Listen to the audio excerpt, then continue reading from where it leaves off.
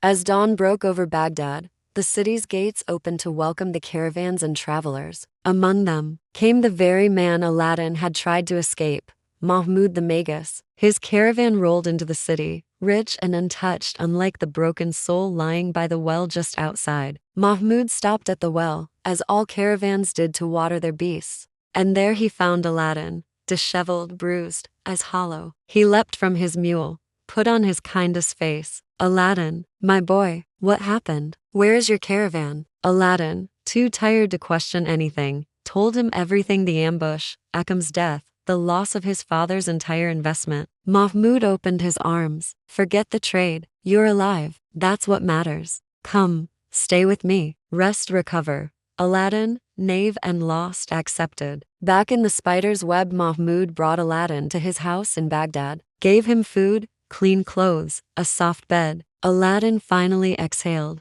thinking perhaps the worst was over. But that night, Mahmud tried again. He approached him with soft words and twisted intentions. This time, Aladdin was ready. He stood firm, his voice thundering through the house. "You dare touch me after all that's happened? After I trusted you again?" He tore off the clothes Mahmud had given him and stormed out into the cold streets of Baghdad alone, homeless, humiliated. The alley beside the mosque. As the sun set again, Aladdin wandered until he found a quiet alley near a mosque. Exhausted, he leaned against the wall, hunger gnawing at him, sleep pulling at his bones. Then, he saw light. Two servants approached, each holding a lantern. Behind them walked an old man with a kind face, and beside him, a young man. Their voices reached Aladdin's ears. "Uncle, please, let me marry your daughter again." "You fool," said the old man. "You've divorced her 3 times. It is forbidden. You need a muhalal, a man who marries her, then releases her, before you may take her back."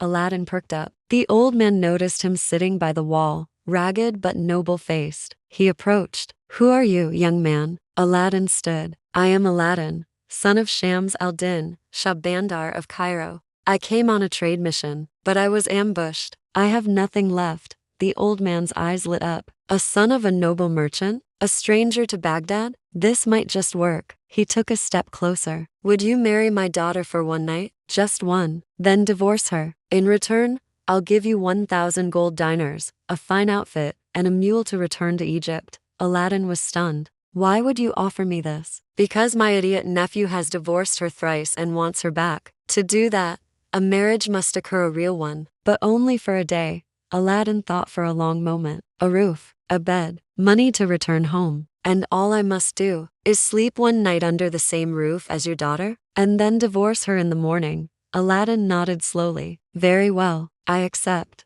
But the old man smiled with a flicker of something strange in his eyes. "Good, but just in case you change your mind, we'll set a dowry of 10,000 gold to be paid if you don't divorce her." They shook hands. And that night, Aladdin was wed.